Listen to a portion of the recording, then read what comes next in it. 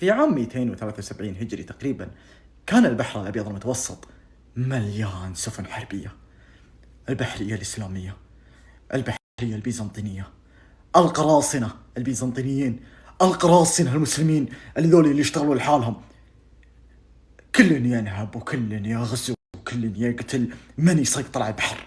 من يسيطر عليه ذاك؟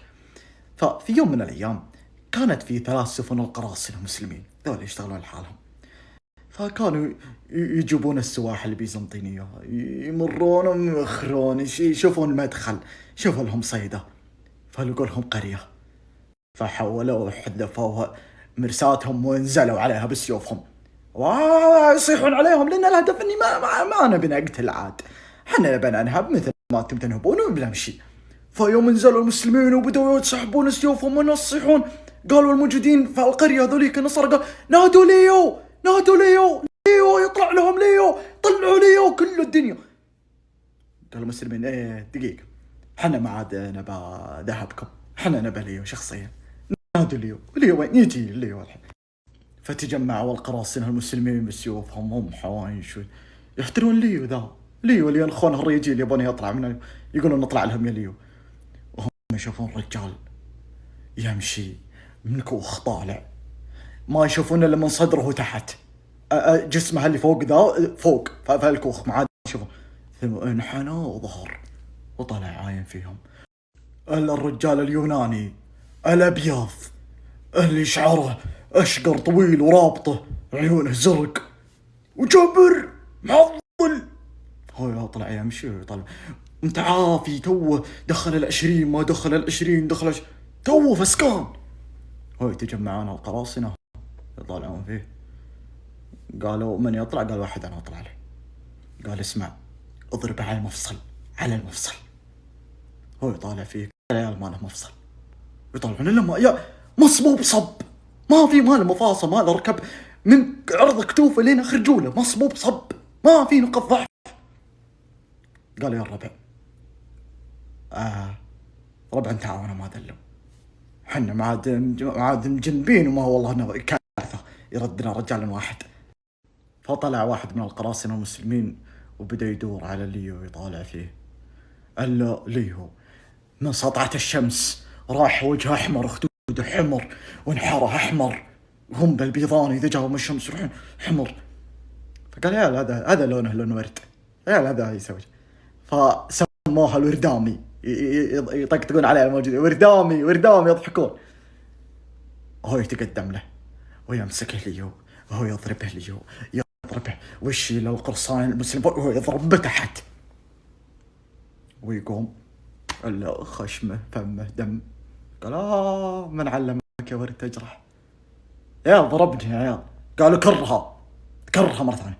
هو يدخل علي ويمسكه ويشيل فوق ويضربه. قال يال اعتقد هذا الوقت اللي يتدخلون فيه ترى الحين. فتجمعوا القراصنة المسلمين عليه وبدأ يشيل فوق ويضرب بالرجال، يشيلوا المسلمين يجونه، يا ولد طيب جروا شعره، ويمسكون ويضربون ويضربهم الحالة ويتعاونون عليه ويتوطون في بطنه ويتجمعون كلهم، واللي ياخذ حصى ويضرب راسه لين ربطوه. يوم ربطوهم يطيحون المسلمين كلهم. يا ولد حنا رجال ما نحد ذا كيف. يطالع فيهم ويكرم السامعين وهو يتفل. قال من علمك يا ولد تتفل؟ انت في كريك، باقي في كريك تتفل. هم يمسكون وياخذون من الرمل حق الشط يحطون في فمه، هم يضربونه لين تساووا على الارض، وهم يسحبونه المسلمين ويربطون يدينه في الشجره، يجرون لين يشد فوق. هم يجلسون ويعاينون فيه يتفكرون في العجبه هذا، لا اله الا الله، وش الضخامه ذي وش. فقال ولد وش نسوي فيه ذا الحين؟ قال بعضهم ولد خلنا نقتله وننحاش ناخذ الغنايم قبل لا يجونا باقين. قال واحد والله ما ينقتل يا رجل، خلنا ناخذه معنا. قالوا والله ناخذه هم عنهم فيه هلا بصيبه. قال نربطه زين وناخذه معنا، نلقى على شغله هناك ولا هذا حرام يذبح. فقال طيب وش نسميه؟ فقالوا هو رشيق مبدئيا، هم شوف عضلاته وجسم، قالوا خلينا نسميه رشيق الوردامي. الوردامي يوم انه مثل لون الورد وردامي، حقة المعيارة هذه حقة الضحس. قالوا رشيق الوردامي. هم يجون بيتف، قالوا اقسم بالله لو تتفل لن نطمك على فمك اللي انت بلع سنونك، لا تتفل.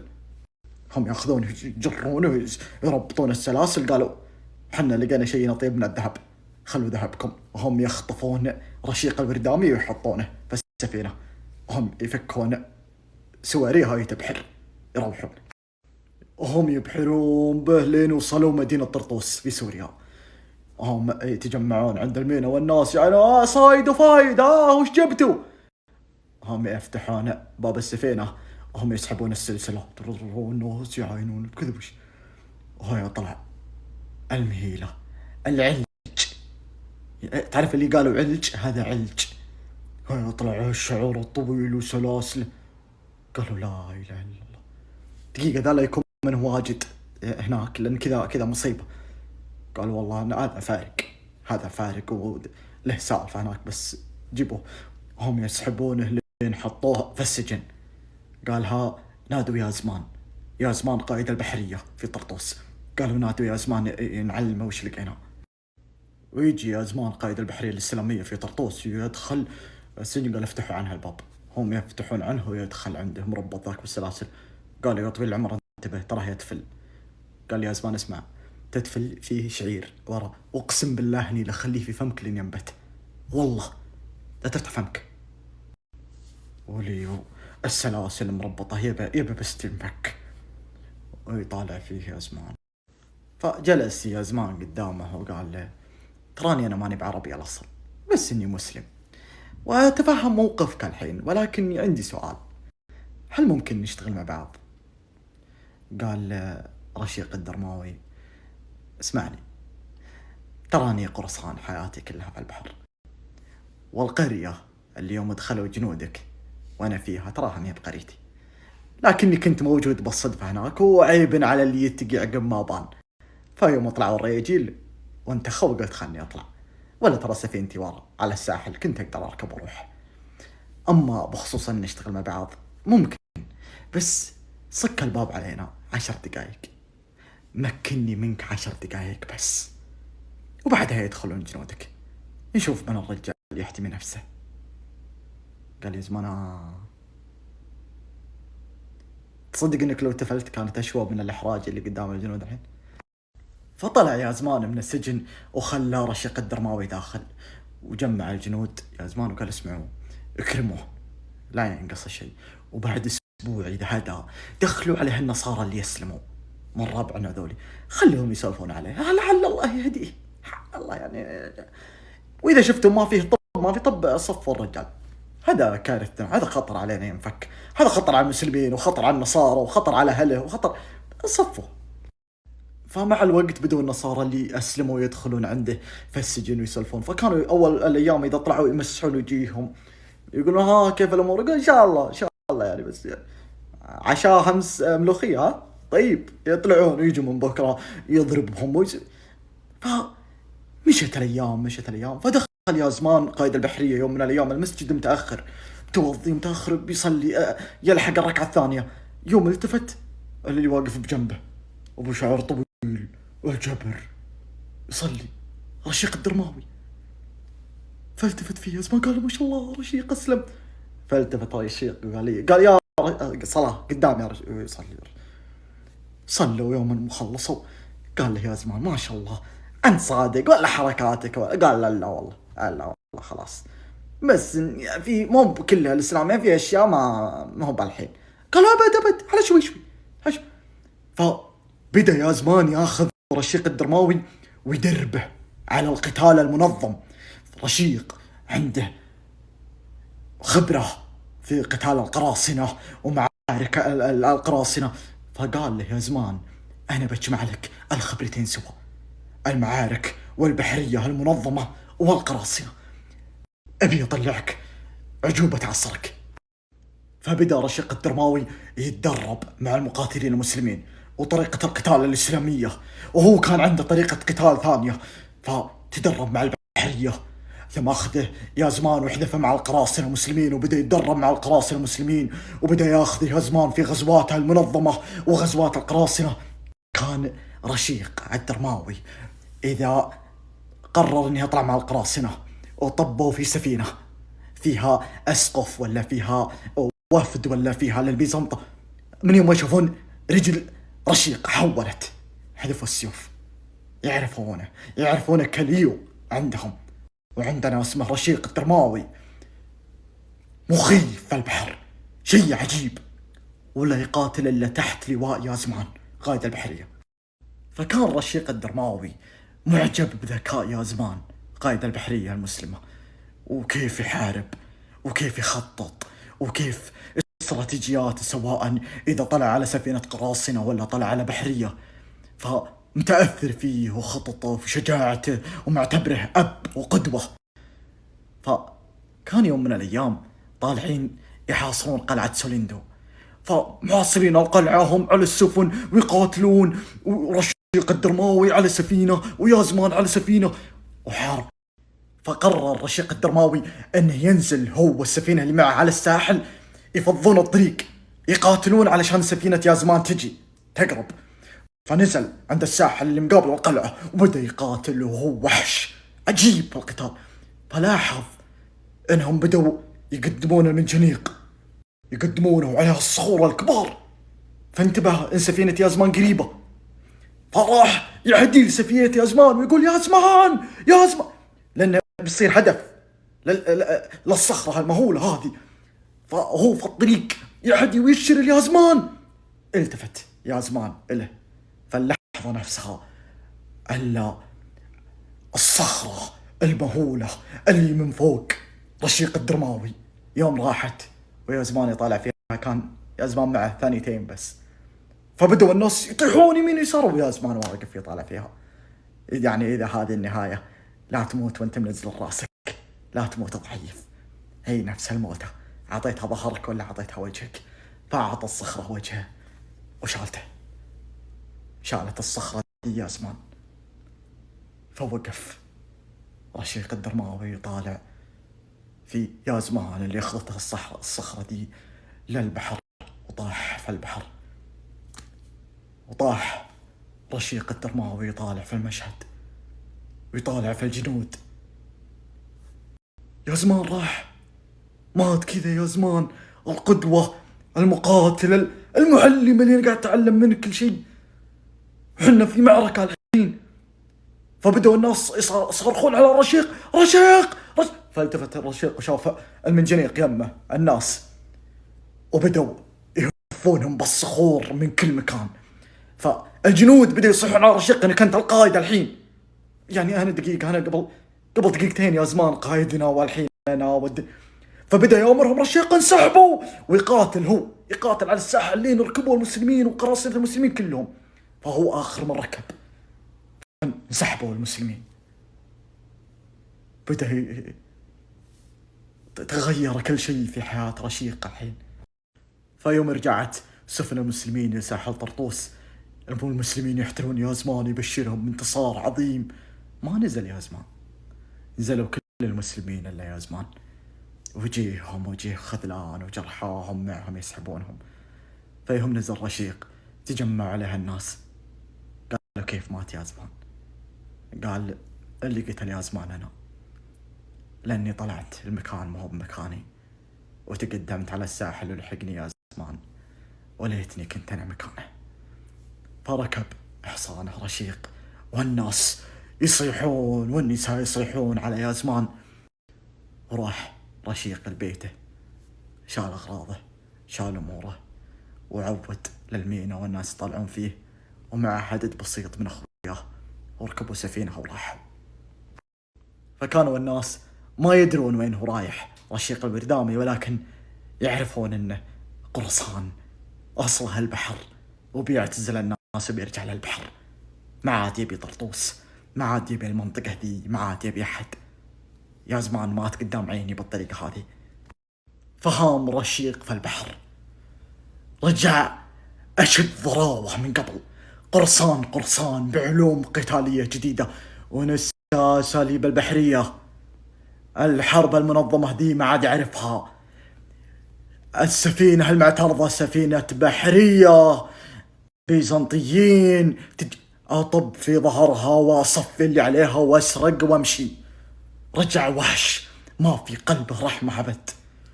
فالبحر اللي يمر رشيق أو اللي يسمونه عندهم يلو تراه ميت. فيوم وصل عام 291 هجري حن رشيق للديرة وطرطوس والناس. فجاه واحد من البحارة قال أنت تطريهم واجد الأيام الأخيرة، ما تبينا نرجع نمرهم؟ مرور الكرام تربطها الكرامة بين الكرام، يعني من غير سلام ونشتهوا ونعود البحرنا وحياتنا. قال اليوم ما نبطي المرسى ما نفكه، يقول قالوا يوم من غير حق السوالف وحق الصحبة القديمة. يوم أقبلوا على ساحل طرطوس وواحد من القراصنة فوق طالع هو ينزل عند رشيق. قالوا دخخينهم الديرة يطيب الرجل اللي نارهم حية دايم. قال رشيق كيف دخخينهم؟ قال الدخخين في كل مكان والنيران. قال اسرعوا تكفون. هو يقف بسيفه، هم يجون لين وصلوا الساحل. هو ينزل رشيق إلا الناس موتى، النيران في كل مكان، الأطفال والنساء ميتين وطايحين.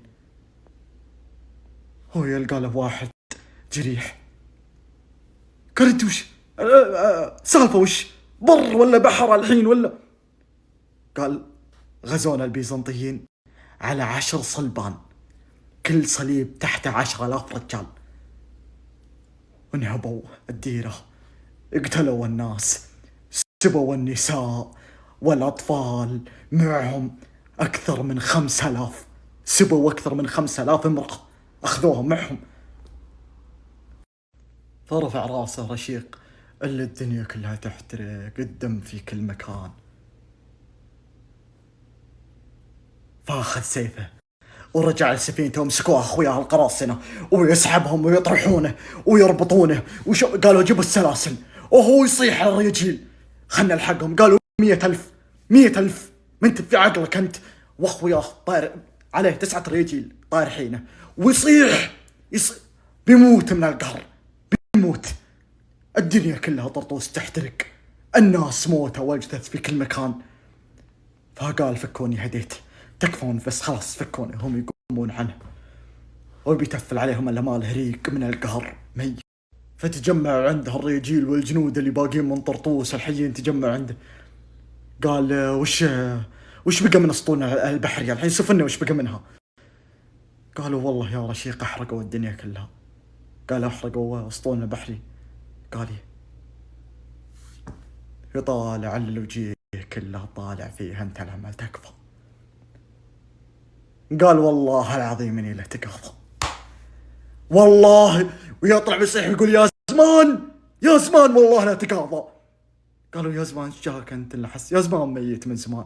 قال يا زمان هنا يا زمان والله ما راحت، والله العظيم لا تقاضى. وهو يقوم يشيل الخشب. قالوا انتو قال من هنا بقى من اللحظة دي ببني والله لبني سفنها واني لا تقاضى للي.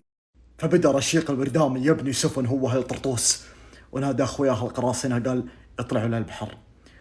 تعرف حوانشيتنا اللي في البحر أخويانا اللي انت عرفنا عليهم مسلمين وفارقة والدنيا عرفتهم؟ قال ايش؟ قال كلهم. قال رشيق الوردامي يحتاجكم. قالوا ابشر. وهم يطلعون الموج ياخذهم وكل مرة وسفينة يشرون. رشيق ذلك حوانش كلهم بدون فنايل. قال رشيق يحتاج. قال رشيق يطلبكم خدمة. قالوا تم. وبدأت سفن القراصنة تجمع من مكان وكل يعلم الثاني. جت والسفن جت كلها جت غير اللي يبنيها هو. جت تجمعت ونزلوا وجيهن يعني هل طرطوس حتى ما قد شافوا الأشكال. وجيهن تروع قراصنة بعضهم ناسين فيه يابسة ما يدري كيف يمشي على الأرض زين. والقراصنة يمشون جايينه ويترك اللي في يده ويجيهم هاي عاين فيهم. قال انتم جيتوا اللي وجيههم اللي بدون عين واللي بدون رجل واللي فنايل مقطعه واللي بدون فنايل. قالوا اليا دعانا الشر نادى مناديه حنا اليا نادى مناديه جينا. يا مرحبا بالعلم لا شر وطيري هل بيكشف من لنا ومن علينا. قال يا الله مرحبا. هو يسلم عليهم ويطعنونه ويطعنهم ويضحكون ويسلمون على الباقين، ويلتفت رشيق له الطرطوس قال ابشري والله بالقضاء. قالوا والحوانش ذولي خاف يسرقون عيالنا الحين. قال ذولي عندي، حنا بيننا عهده قديمه، هم يساعدونه يبنون السفن معه القراصنة ودنيا، ويجون هالطرطوس ويساعدونهم. هو يبني 54 سفينة. قال مونوا هاي الربع ويبدون هالطرطور من هالطرطور ما فيهم خير ولا ينفعون أحد. يبدون الديار اللي حول طرطوس يجيبون مؤونه ويعطون ويحطون ويمدون بالسلاح، والقراصنة يتجمعون في السفن كلهم. قالوا ولد عجل تكفى، عجل لا يبرد دم الرجل على الأرض، عجل. ورشيق يملى السفن بالقراصنة، الحوانش ذولي الدواهي وما لهم سنون وجيهم وفيهم جروح قديمة وهالطرطوس قال شوف أنتم مبدئيا بتنتصرون، يعني لو ما قتلتوهم بالسلاح أكيد بتنقلوا لهم مرض، أكيد بيجيهم شيء من استحالة، فالله يوفقكم. وهم يتجمعون في السفن كلهم. قالوا تكفى تكفى ارفع مراسيها. قال روحوا. وهم يروحون بس. ويوم انصفوا الطريق في البحر اللي هذه سفينة بيزنطيين تجار داخلة بين القشر ما دريت عنه، وهم يحدونهم. هو ينزل عندهم رشيق قال وش عندكم ذهب؟ قال والله ما عندنا الا ذهب بس يعني تبون تاخذونه.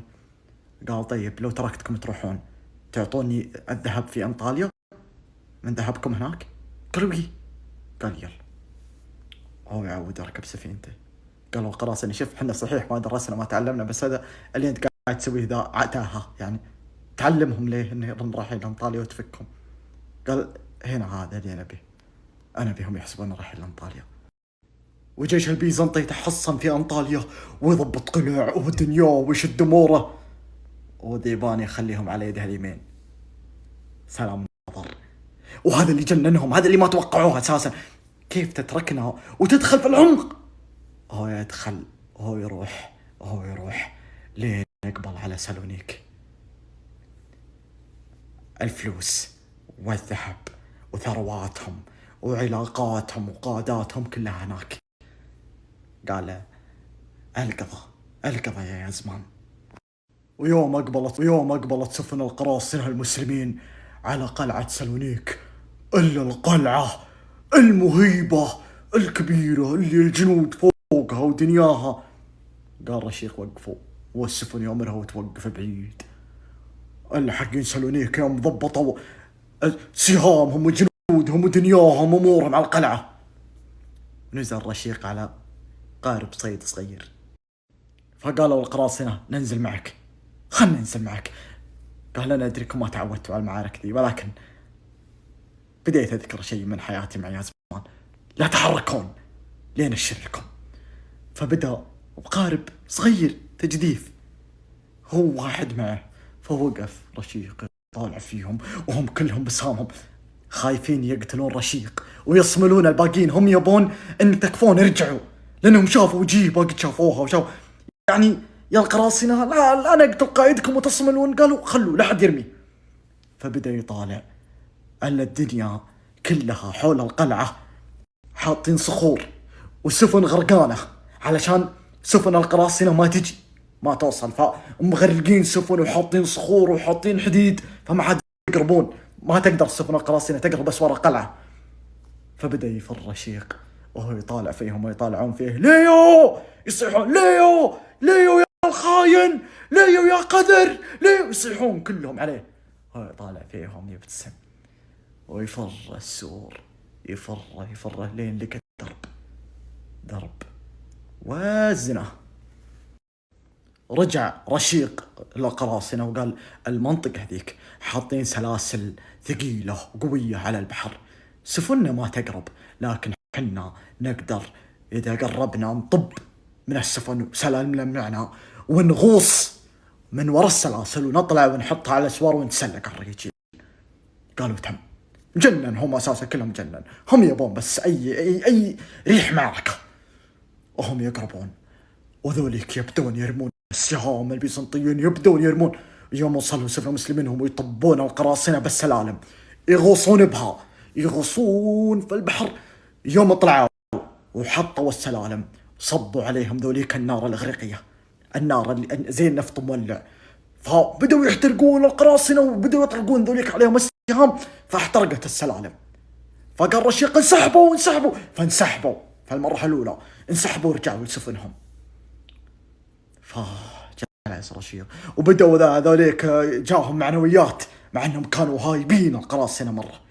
فرجع رشيق وقال القراصنة ها ترى تو عمر دخانها توها زانت، عندك خطة ثانية؟ قال عندي ثانية. فقال نزلوا قوارب الصيد، فنزلوا القراصنة وذوليك يشوفون السور ما يدري يسوون، فنزلوا قوارب الصيد، قال ملوها خشب، كسروا البراميل الخشب اللي عندنا ملوها خشب، ملوها. قال صبوا عليها النفط، صبوا النفط، قال جيبوا جلود ويجيبون جلود، قال ويحطها في الماء وهو يتلحف فيها، هو واخوياه يتلحفون وهم ينزلون يسبحون مع قوارب الصيد، يسبحون لين وصلوا عند وحدة من الأبوات وحطوا القوارب عندها. هو ياخذ من القارب النار، هو ينطلها والقوارب تولع، والقارب اللي وراه يولع، والقوارب على جزء من البوابات. فراحوا البيزنطيين للبوابة ذي، راحوا وبدأوا يحاولون يحمون، لأن بدأت تحترق البوابات هذه، ويرمونهم البيزنطيين بالسهام ويتذرون بالجلد، يرمونهم بالسهام. وجت السفينة الثانية هدونهم وركبوا رشيق واللي معه، والبوابة محترقة. قالوا أنت بتحتري لأن البوابة دي تحترق وندخل؟ قال لا، هذا اللي بهم يفكرون فيه، رجعوا لمنطقتنا وحوش. فرجعوا لمنطقتهم، قال جمعوا كل سفينتين بجنب بعض. قال ليه؟ قال جمعوا كل سفينتين وربطوها بالسلاسل جنب بعض. فجمعوا القراصنة كل سفينتين مع بعض وربطوها بالسلاسل. قال جيبوا كل سارية عند كل سارية، فجمعوا الساريتين مع بعض، قال وربطوا خشب.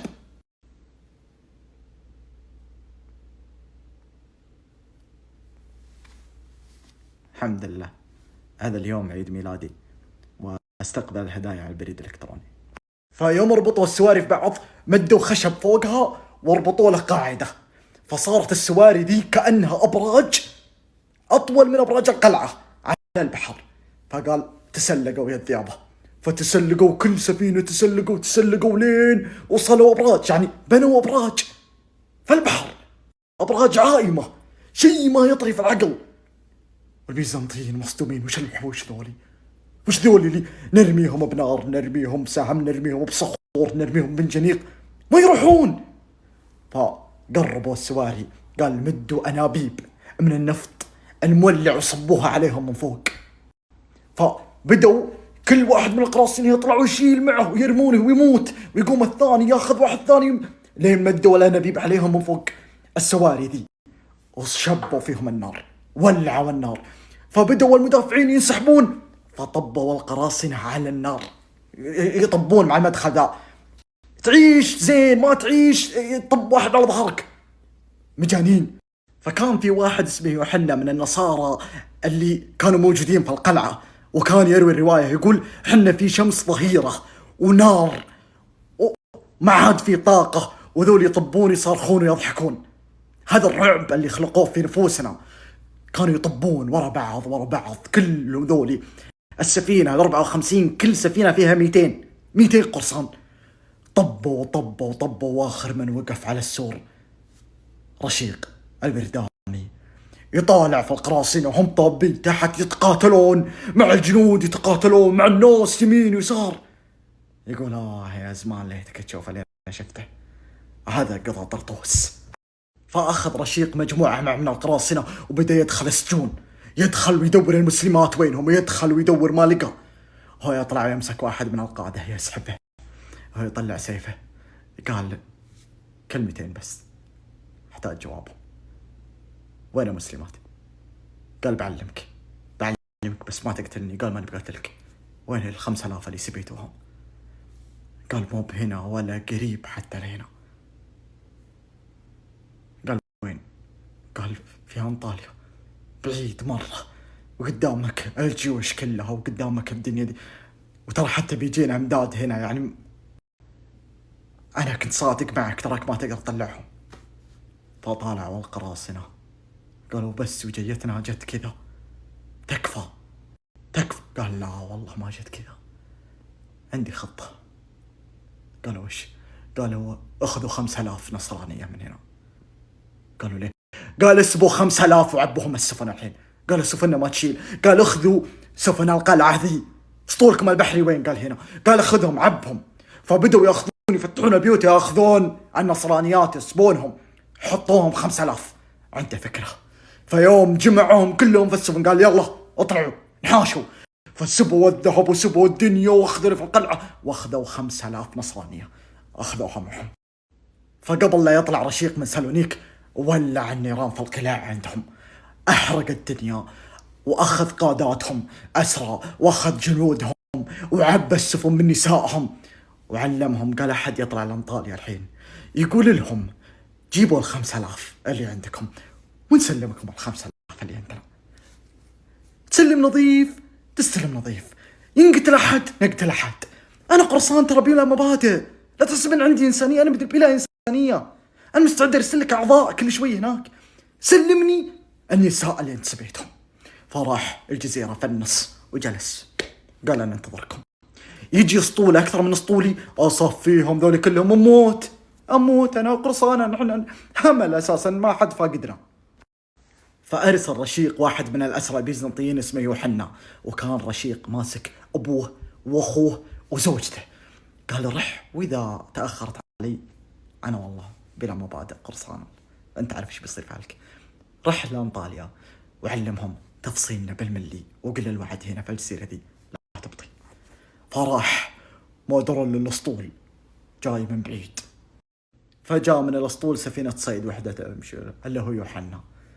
فقال يوحنا اسمع يا رشيق، هذا الاسطول زي ما طلبت فيه المسلمات كلهم، نبي بس تطلع يعني فتياتنا والنصارى اللي عندك في عملية تبادل أسرى نظيفة. قال تنزل المسلمات واسألهم صار فيهم شيء ولا لا. قال ابشر. فأجابوا جزء من المسلمات وقال صار فيكم شيء؟ قالوا لا. أموركم طيبة؟ قال طيبة. تعذبتوا؟ قالوا احنا انت ايش فيك يا ابو؟ خلاص. قال ولا كلمة لأنه عندي أنا لحد الحين الحين بالحين وانا تعرف انا قال ادري انت بلا مبادئ قرصان. قال انا اعلمك انا بس في شيء اموركم طيبه؟ قال اجل استلم. فنزلوا 5000 وعطى فك الاسرى اللي عنده عمليه تبادل اسرى نظيفه. وركب رشيق المسلمات معه في السفن وملوا السفن كلها بالمسلمات والاطفال اللي كانوا اسرى والدنيا، ووداهم لين نزلهم في طرطوس. وأهلهم يضمونهم ويبكون والدنيا والناس تجمعوا على أهلهم. ورشيق والقراصنة اللي معه يطالعون في المشهد ذا، يطالع فيهم رشيق ولا دمعة واحد أساسا حتى العين ما يقدر. قال ما عندكم مشاكل؟ قال والله بس بنمشي بس لأنه تأخرنا على تبي شيء يبو. قال دقيقة لا تروحون بس ثواني. وهو ينزل وينزل صناديق الذهب. قال والقراصنة كلها قال أنتم فزعتوا لي أنا ما فزعتوا لا الذهب والله ذولي يبون يبنون حياتهم من جديد وبيوتهم وربعي وعشرة.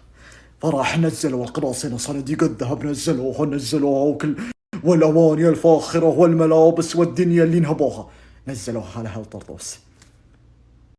فكانوا أهل طرطوس يحتفلون ويرقصون ومبسوطين ويحسبون رشيق بينهم، هم يلتفتون إلا رشيق يمشي يعطيهم مظهره لين ركب سفينته.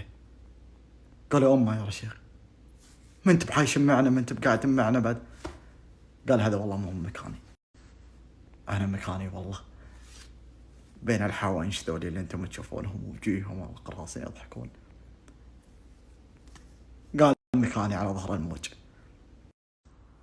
والقراصنة يرفعون مرساتهم وتبدأ سفنهم تروح وأهل طرطوس على الساحل يودعونهم كلهم.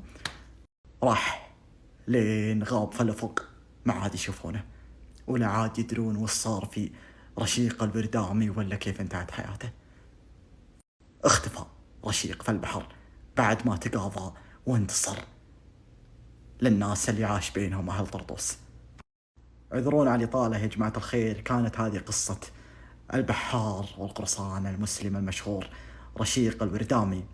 مصادر سولفنا اخوان من كتاب مواقف حاسمة في التاريخ الإسلامي، ومن كتاب المؤرخ اليوناني يوحنا كاميناتيس. اعذرونا على الإطالة، اعذرونا على القصور، نشوفكم على خير في أمان الله.